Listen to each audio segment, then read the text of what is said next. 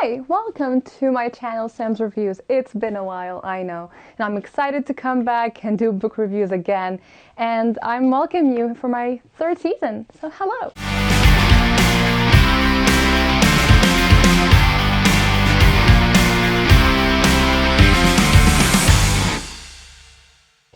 Hi again! So today's book review is going to be about a book that I found randomly, but it's captured my attention as soon as I saw the title because it had none other than the word elephant. So today's book is going to be Elephant Song by Wilbur Smith. As usual, I'm going to go through the writer, the context, the content, and of course my feedback on the novel. So let's start with the writer, Wilbur Smith. He was born in 1933 and he's still alive till nowadays. And he was born in South Africa, so that makes him South African, obviously.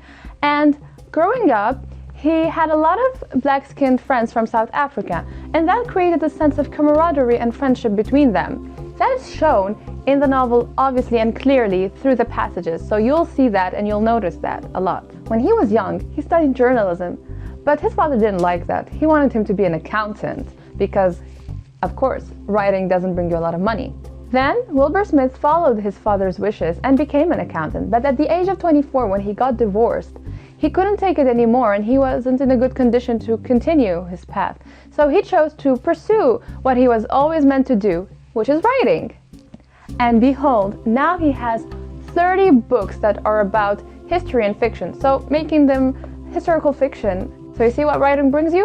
So that was a little glimpse on the life of Wilbur Smith. Now let's study more the context of the novel. The novel was written in 1991. Now if we go 10 years before that, you'll notice that there are a lot of debates and a lot of people talking about poaching, which means excessive killing and hunting of animals. It was so much that there was even a ban in the 80s. And CITES, which is a convention on international trade in endangered species of wild fauna and flora. So it was a big deal and illegal to hunt and poach. Yet that kept going until the 90s and obviously till nowadays. And it's something that breaks my heart, but it happens and it still exists. And we will dive into also the complex world of hunting and poaching. So stay tuned to know how is so. That was an idea about the context. Now let's check the content of the novel. Elephant Song is about a man called Daniel Armstrong, who is an ecologist and a documentary maker, and he's very known in this domain. And he seems to enter a building that we don't know what it is. That he is meeting someone that he hasn't seen in a long time, 10 years, Johnny Zoo. Johnny Zoo is the chief warden of Chihuahua National Park, so that's the building that they are entering. And Daniel Armstrong is going to shoot a tragic, sad event for the whole world. Okay, so now bring your tissues and hold a blanket or your teddy bear, because what I'm going to talk about now is something very sad, and it happens and it's necessary in some sorts. The cull. So the cull is when you choose to kill a group of animals because their huge number is starting to become kind of bothersome, and so we can't take that anymore. And this goes against, of course, what the national park is doing, because the national park is trying to reserve and conserve the lives of elephants. Yet here we are, we're going to witness the event of a cull, which means killing. So you see, it's kind of paradoxical, and it is very complex. This is why I told you it is a very messy situation. Yet, why is this necessary? Because sure, we have elephants that we are going to keep on the reserve, like national parks, but there are also free elephants that are roaming freely in the continent, in the country. But these elephants are like starting to grow more and more in number and increase. And in doing so, they demand a lot of food and water and supplies.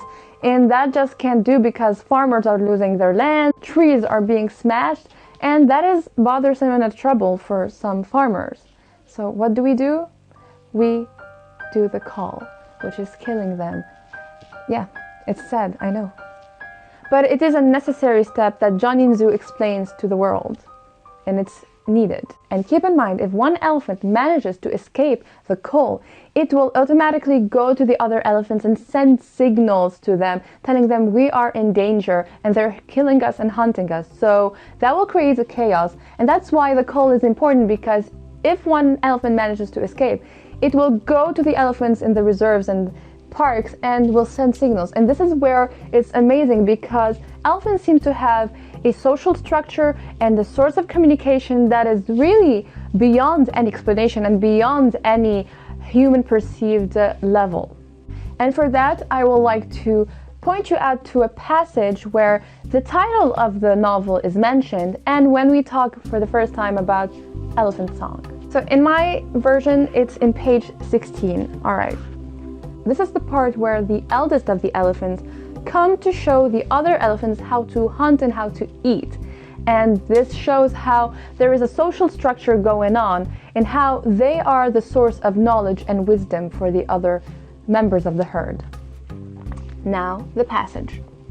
The herd was pressed closely around them at the feast that they had laid, as their long serpentine trunks swung and curled, and the paws were shoveled into their throats. There was a soft sound that seemed to reverberate through each of their great gray frames.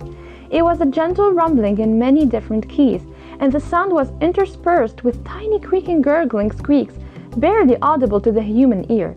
It was a strangely contented chorus, in which even the youngest beasts joined. It was a sound that seemed to express joy of life and to confirm the deep bond that linked all the members of the herd. It was the song of the elephant. It's so beautiful. I love elephants. I think elephants are so majestic and wise and beautiful, and it breaks my heart to see how they end up just thrown in lands and just killed for the sake of ivory. It really makes me sad. But that is the complexity of the situation, as you can see with the cull and the hunting.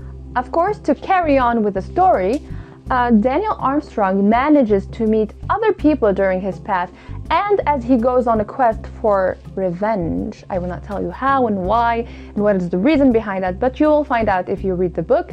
He will meet a lot of people, among them Dr. K, which I call her Dr. K because I do not know how to spell her name. I'm sorry.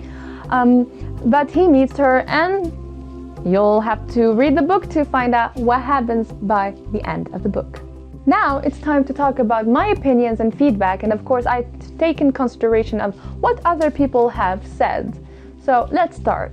Some would say that the novel for them was quite violent and it was very disturbing, and I quite agree. It is very disturbing, it is bloody, it has a lot of gory events going on, but I kind of disagree of how it's attacked, because violence is part of life, and we can't just deny that part of life and say la vie is en rose. It isn't. It has a lot of dark spots and it also has pink spots, but it's violent sometimes, and that's why for me it was a wonderful adaptation and representation of how the world can be cruel to humans and animals. Another point that will link this idea of violence to another point is how it was too exaggerated. The events and the violence was too exaggerated, and I do agree on this point that there is a bit of exaggeration going on. Here I was thinking that Daniel Armstrong is just a normal man, that is a normal documentary maker, and he's going to resume his life. But hello! The novel turned into an action movie in that. But hey, I'm not complaining. I do love actions and events in the story. It keeps it going. So it was really exciting for me. I do have one thing to point out though, is that the fact that by the end of the book, there was a kind of a quick pace in comparison to how it was in the beginning, because at the beginning it was kind of slow, it was slowly unraveling, the events were like going in a slow pace, but then all of a sudden all the events were like would go just like that. And that was kind of like, okay, I guess. But like I said, not very, like, I'm not complaining. Now, another topic that might trigger some people, but being a post-colonial student and after studying post-colonialism, I kind of have to say this, I would say that I do feel that in some instances, Daniel Armstrong would be your typical white man saving the world from the corruption of the world, from Asians, from South Africans, and he is the righteous one while the others are just like at fault all the time. I do agree that there is a sense of that going on. It is the 90s though, so maybe because I don't know, times were different, but I don't really take that to heart because after all, Daniel Armstrong is just a character, and that went well for the story. So it just went like that. Wilbur Smith chose him and it was like that. Yeah, I really loved the book. I mean, it has elephants in it and I just love and adore elephants. And let me tell you, it's 599 pages, so almost 600 pages. But I read them so quick and so fast because it was very captivating. You really dive into the world of Africa, South Africa, and the world of corruption and politics and how it's really bad and dark sometimes. Even when you least expect it to be, it's really corrupt.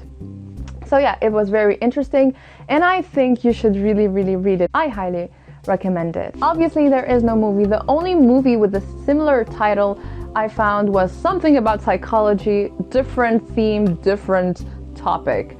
And I really wonder why this book doesn't get the attention that it needs, because it discusses something that is really grave and sad. So I think people should really pay attention to this book. Alright, so that was my review for today, Elephant Song, and since I love elephants so much, I did make a review on Water for Elephants by Sarah Gruen, so check it down in the description if you want to know more about Water for Elephants by Sarah Gruen. Alright, see you in another book review.